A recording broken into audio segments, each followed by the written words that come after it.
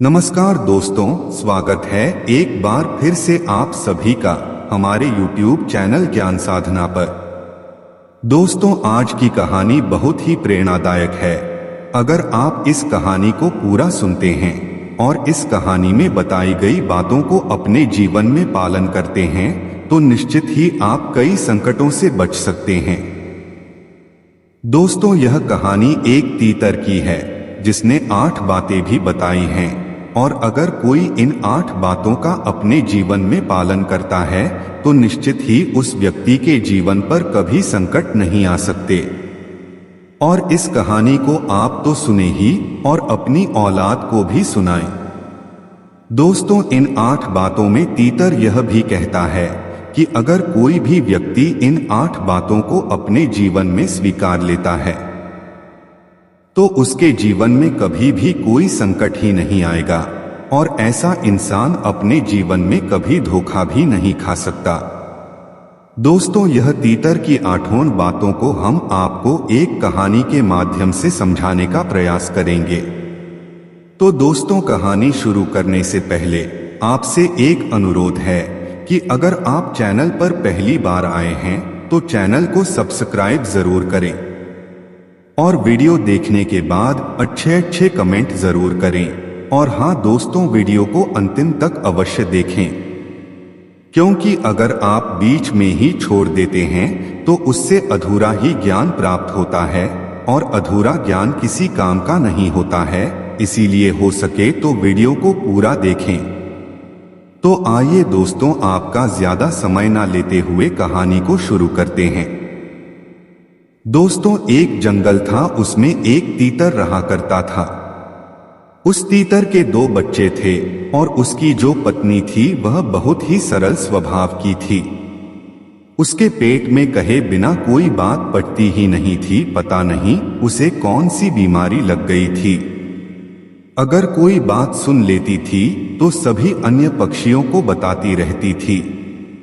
तीतर के पड़ोसी पक्षियों को भी यह बात पता चल चुकी थी कि तीतर के पत्नी के पेट में कोई बात रुकती नहीं है, और यही कारण था कि तीतर अपनी पत्नी को बहुत कम ही बात बताता था। वह जंगल जाता और जंगल से शिकार करके बच्चों के लिए भोजन लाता। उस जंगल में और भी कई पक्षी रहा करते थे, लेकिन तीतर के बगल में ही एक कौवा रहता था जो तीतर का पड़ोसी मित्र भी था। जब तीतर शिकार करके आता तो वह हर बार उस तीतर से पूछता कि तुम शिकार करने के लिए कहाँ जाते हो, क्योंकि तुम हमेशा ही अच्छे शिकार करके लाते हो और अपने बच्चों को भी अच्छे भोजन खिलाते हो। आखिर तुम यह सब कैसे कर लेते हो, हमें भी बताओ।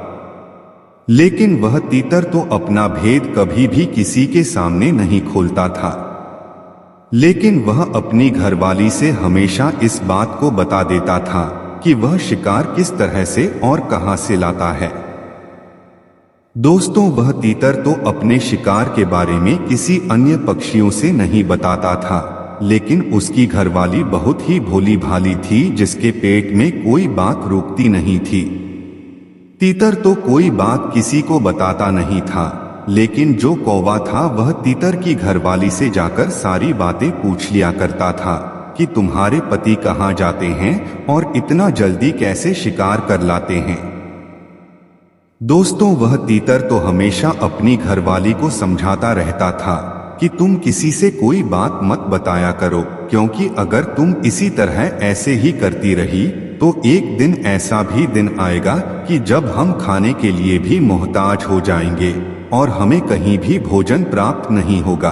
बहुत मुश्किल हो जाएगा कहीं से भोजन प्राप्त करना, अगर तुम्हारी इसी तरह की आदत बनी रही तो।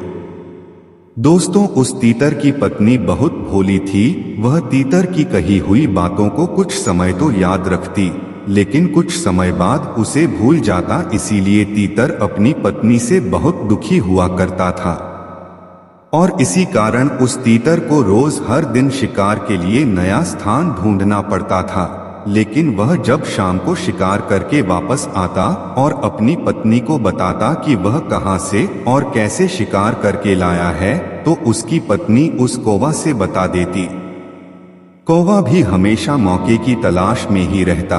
जब तीतर इधर उधर चला जाता तो हमेशा उसकी पत्नी से पूछ लिया करता था कि तुम्हारा पति शिकार करने के लिए कहाँ जाता है। वह ज्यादा समय भी नहीं लगाता और जल्द ही भोजन लेकर वापस आ जाता है। मैं तो पूरा दिन भोजन की तलाश में भटकता रहता हूँ, लेकिन भोजन नहीं मिल पाता है। लेकिन तुम्हारा पति ऐसा क्या करता है कि जो जल्दी ही भोजन लेकर आ जाता है। कौवा की यह बातें सुनकर तीतर की और पत्नी तीतर की सभी बातें बता दिया करती थी, जो तीतर अपनी पत्नी से बताया करता था। क्योंकि तीतर तो हर दिन एक नए स्थान का तलाश करके भोजन लाता था और आते ही उसकी पत्नी उससे पूछने लगती थी कि आप आज कहाँ से भोजन लाए हैं। तीतर अपनी पत्नी को बता देता था कि इस स्थान से भोजन लेकर आया है। इसके बाद जब कौवा तीतर के पत्नी से पूछता तो तीतर की पत्नी कौवे से बता दिया करती थी कि हमारे पति आज यहाँ से भोजन लाए हैं। और उसके अगले दिन ही कौवा उस स्थान पर जाता और अपना डेरा जमा लेता और तीतर को उस स्थान पर भटकने भी नहीं देता था। यही कारण था कि तीतर को हर दिन एक नए स्थान की तलाश करनी पड़ती थी और इसी परेशानी के कारण तीतर रोज परेशान रहा करता था, क्योंकि वह जिस जगह को ढूंढकर शिकार लाता था उसके अगले दिन ही कौवा जाकर वहां अपना अधिकार जमा लेता और तीतर को आसपास भी नहीं फटकने देता था। शाम को लौटने के बाद तीतर रोज अपनी पत्नी से कहता कि तुम्हारे पेट में कोई बात रुकती नहीं है जो तुम अन्य पक्षियों से बता देती हो। हमें तो लगता है कि अब तुम्हें कोई बात बताना ही नहीं चाहिए, क्योंकि मैं जो तुम्हें कोई बात बता देता हूं तो तुम अन्य पक्षियों से जाकर कह देती हो और वही पक्षी उस स्थान पर जाकर अपना अधिकार बना लेते हैं जहां से मैं शिकार लाता हूं।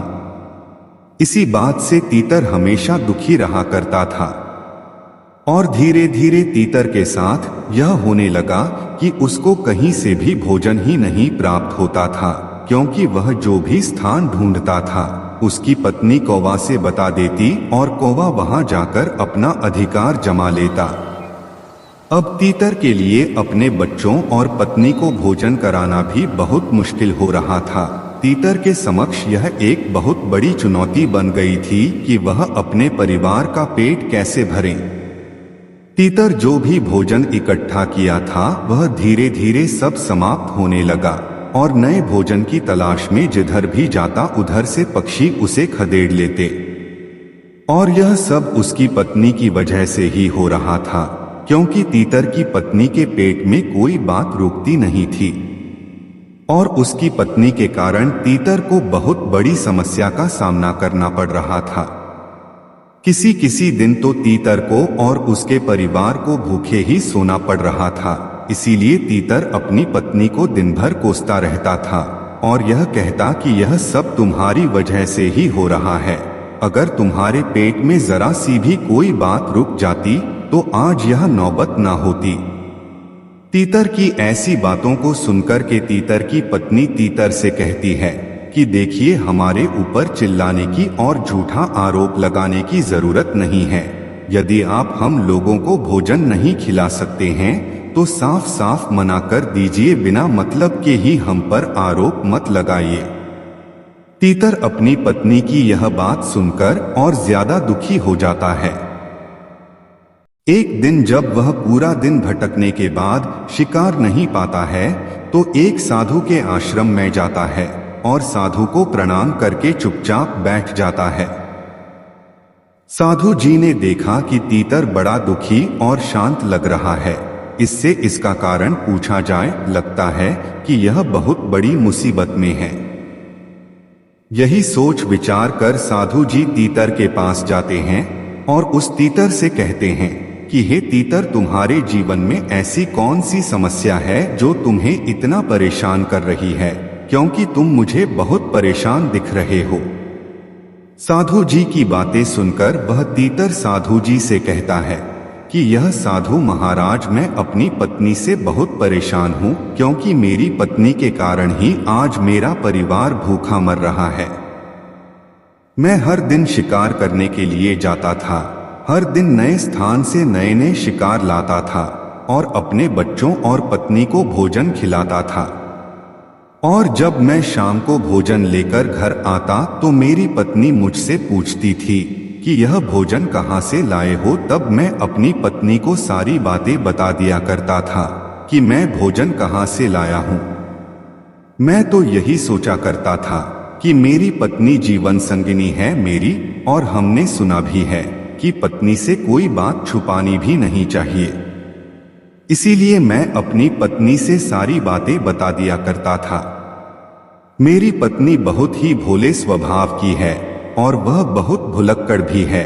मैं उसे जो भी बातें बता देता हूँ तो वो मेरे मना करने के बाद भी कौवे को बता दिया करती है, और कौवा भी हमारी पत्नी से आकर पूछ लिया करता है कि तुम्हारा पति क्या करता है और कहाँ से शिकार लाता है। और कौवे के पूछने पर मेरी पत्नी मेरे द्वारा बताई गई सारी बातें उसको बता दिया करती है, जिसके दूसरे दिन ही कौवा मेरे शिकार वाले स्थान पर जाकर अपना डेरा जमा लेता है और मुझे वहां भटकने भी नहीं देता है, और हमसे कहता है कि यहाँ तुम्हारा कोई लेना देना नहीं है। और यही कारण है कि आज मेरी पत्नी की वजह से हमारी ऐसी स्थिति हो गई है कि हमें एक समय का भोजन भी बहुत मुश्किल से प्राप्त होता है, और इसीलिए मेरे बच्चे भी भूखे हैं। मैं इसी समस्या को लेकर बहुत दुखी एवं परेशान हूँ। दोस्तों, तीतर की सारी बात सुनने के बाद साधु जी उस तीतर से कहते हैं, यह तो तुम्हारी ही मूर्खता है, क्योंकि जब तुम्हें यह पता है कि तुम्हारी पत्नी भोली एवं भुलक्कड़ है तो तुम उससे कोई बात बताते ही क्यों हो। और तुम्हें ऐसी कोई भी बात नहीं बतानी चाहिए अपनी पत्नी से जिससे तुम्हें नुकसान होता हो, और ऐसी बातों को हमेशा अपने तक ही सीमित रखनी चाहिए। इसके बाद साधु महाराज जी तीतर से कहते हैं कि हे तीतर, तुम मेरी बातों को ध्यान से सुनना। मैं तुम्हें कुछ ऐसी बातें बताता हूँ जिन्हें यदि तुम अपने जीवन में अमल करोगे, पालन करोगे, तो कभी भी तुम्हें जीवन में कोई दुख नहीं मिलेगा। पहली बात बताते हुए उस तीतर से साधु जी कहते हैं कि अपनी मजबूरी कभी भी किसी के सामने मत कहो, चाहे वह तुम्हारी पत्नी हो या बच्चे हो, क्योंकि यदि आप अपनी मजबूरी किसी से बताते हैं तो सामने वाला आपकी मजबूरी का फायदा उठाने की कोशिश करने लगता है और वह आपको नीचा दिखाने की कोशिश करेगा। इसीलिए अपनी मजबूरी किसी से नहीं बताना चाहिए। दूसरी बात साधु जी तीतर से बताते हुए कहते हैं कि है तीतर, दूसरी बात जो मैं बताने जा रहा हूँ वह बहुत ही ज्ञानवर्धक है और महत्वपूर्ण भी है, इसीलिए इस बात को अपने जीवन में हमेशा याद रखना। दोस्तों, साधु जी उस तीतर से दूसरी बात बताते हुए कहते हैं कि अपने भविष्य की बातें जो अपने सोच रखी है, जो अपने रणनीति बनाकर रखी है, उसे कभी भी किसी के सामने भी प्रकट ना करें, क्योंकि यदि आप अपने भविष्य की बातें किसी को बताते हैं तो सामने वाले व्यक्ति को यह अवसर मिल जाता है नीचा दिखाने के लिए, और आपके भविष्य की योजना जानकर दूसरा व्यक्ति आपको कभी भी आगे नहीं बढ़ने देगा। हो सकता है आपके बनने वाले काम को भी जानकार लोग उसमें बाधा डाल सकते हैं, इसलिए भविष्य की बातों को कभी भी किसी को नहीं बताना चाहिए। तीसरी बात बताते हुए साधु जी उस तीतर से कहते हैं कि अपने घर की बातों को भी कभी भी किसी को नहीं बताना चाहिए। आपके घर में जो भी बातें होती हैं, चाहे वह पति पत्नी में हो, पिता पुत्र में हो, वह बातें कभी किसी को नहीं बताना चाहिए और अपने आप तक ही सीमित रखना चाहिए, क्योंकि आपके घर की बातें आप किसी और से बताते हैं तो समाज में आपकी मान प्रतिष्ठा कम हो सकती है और फिर समाज में आप कभी भी अपना सर उठाकर बात नहीं कर पाएंगे। इसीलिए अपने घर की बातों को कभी भी किसी के सामने नहीं बतानी चाहिए। इसके बाद साधु जी तीसरी बात बताते हुए उस तीतर से कहते हैं कि कभी भी अपनी कमाई का जरिया किसी को भी नहीं बताना चाहिए। आप कहां से कमाई कर रहे हैं, कैसे कमाई कर रहे हैं, यह बात हमेशा गुप्त ही रखनी चाहिए, क्योंकि अगर आप अपनी कमाई का जरिया किसी और को बताते हैं तो हो सकता कि आपकी कमाई का जरिया ही खत्म हो जाए और सामने वाला व्यक्ति आपकी कमाई के जरिए पर अपना अधिकार जमा बैठे। इसीलिए अपनी कमाई का जरिया कभी भी किसी को नहीं बताना चाहिए।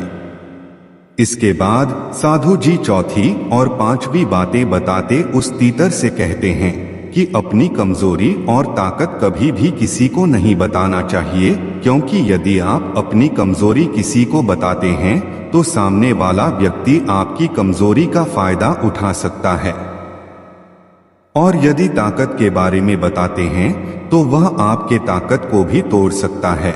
इसीलिए अपनी ताकत और कमजोरी के बारे में किसी को भी कभी भी नहीं बताना चाहिए, चाहे जैसी भी परिस्थिति क्यों ना आ जाए। दोस्तों, चाहे आपका कितना ही करीबी मित्र हो, चाहे वह आपका आप कितना ही प्रिय क्यों ना हो, उसे अपनी ताकत और कमजोरी के बारे में नहीं बताना चाहिए, क्योंकि इस जिंदगी में किसी का भी भरोसा नहीं होता है। छठवीं बात साधु जी उस तीतर से बताते हुए कहते हैं कि कभी भी अपने मित्र अथवा शत्रु की बात किसी को भी नहीं बतानी चाहिए, क्योंकि यदि आप अपने मित्र के बारे में किसी से कुछ कहते हैं तो हो सकता है सामने वाला व्यक्ति जिसको आप वह बात बता रहे हैं आपकी मित्रता में दरार डाल सकता है और आपके मित्र को ही आपका शत्रु बना दे। इसीलिए अपने मित्र के बारे में भी कभी भी किसी को नहीं बताना चाहिए, और शत्रु की बात इसलिए भी नहीं बतानी चाहिए क्योंकि अगर आप अपने शत्रु की बात किसी तीसरे को बताते हैं तो हो सकता है वह जाकर के आपके शत्रु से मिल जाए और आपके शत्रु और भी बलशाली हो जाएं, जिससे आपको और भी खतरा बढ़ सकता है। इसीलिए चाहे आप पर कोई भी संकट क्यों ना आ जाए, आप अपने शत्रु और मित्र की बात कभी भी किसी को ना बताएं। इसके बाद साधु जी तीतर से सातवीं बात बताते हुए कहते हैं कि है तीतर दिया हुआ दान कभी भी किसी को नहीं बताते हैं, क्योंकि ऐसा कहा जाता है कि यदि आप दाएं हाथ से दान दे रहे हैं तो बाएं हाथ को भी पता नहीं लगना चाहिए, क्योंकि यदि आप दिए हुए दान का दूसरे से बखान करते हैं, दूसरे को बताते हैं, तो आपका जो दिया हुआ दान है उसका कोई महत्व नहीं रह जाता और ना ही उसका कोई पुण्य फल आपको प्राप्त होता है, और आपके दिए हुए दान का फल व्यर्थ चला जाएगा। इसीलिए दिए हुए दान का कभी भी किसी से वर्णन या बखान नहीं करना चाहिए। दोस्तों, साधु जी की यह सभी बातें हैं उस तीतर के दिमाग में बैठ गई थी और वह भी उन सभी बातों का पालन अपने जीवन में करने लगा और धीरे धीरे तीतर फिर से सुख में जीवन व्यतीत करने लगा। तीतर अब अपनी पत्नी को कोई भी बात नहीं बताता था, चाहे उसकी पत्नी कितना ही क्यों ना पूछती रहे, जिससे कि किसी भी अन्य पक्षियों को अब उस तीतर के शिकार के बारे में नहीं पता लगता था। अब तीतर अपनी जिंदगी में बहुत खुश था। दोस्तों, आशा करते हैं यह कहानी आपको अच्छी लगी होगी, पसंद आई होगी, तो कृपया वीडियो को लाइक शेयर जरूर करिएगा और चैनल पर यदि आप पहली बार आए हैं तो चैनल को सब्सक्राइब जरूर कर लीजिएगा, क्योंकि हम आपके लिए इसी तरह और भी ज्ञानवर्धक कहानियां लेकर आते रहते हैं। दोस्तों, इस वीडियो में इतना ही, मिलते हैं अगले वीडियो में एक नई ज्ञानवर्धक कहानी के साथ। तब तक के लिए जय श्री कृष्ण, राधे राधे।